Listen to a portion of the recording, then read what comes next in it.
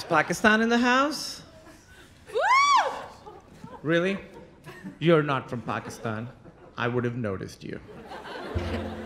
I knew going in that I would have to write this at some point, and it was something that I was excited about but also terrified by, because I knew it was this big thing that had happened in our lives, in my life, that I knew I still hadn't fully grappled with yet, and I knew that the writing of it was going to be hard, just because writing anything is hard, but I knew for me emotionally it was going to be hard having to confront all these things that I hadn't directly been able to confront, and it had been a few years, but it felt like the time was right. I think there's a little period where you still remember all the feelings and you feel all the feelings, but you have enough distance where you can break them down and consider them and get some perspective on them. You don't want to wait so long that the feelings go away.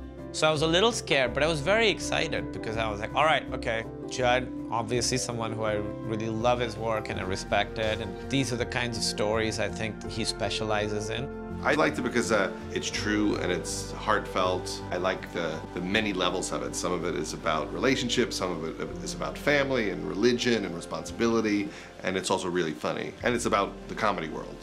I was watching this monster movie with my friend, and he turned to me and he was like, what would you do in that situation? I'm never gonna be one of the last guys alive. I'm gonna be the first guy to die.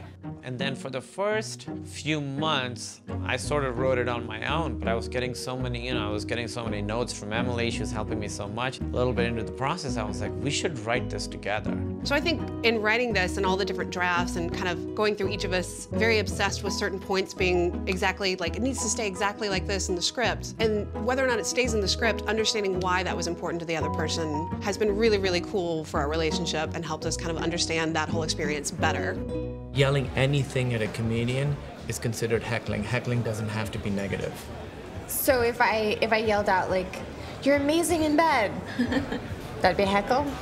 Yeah, it would be an accurate heckle. Cool.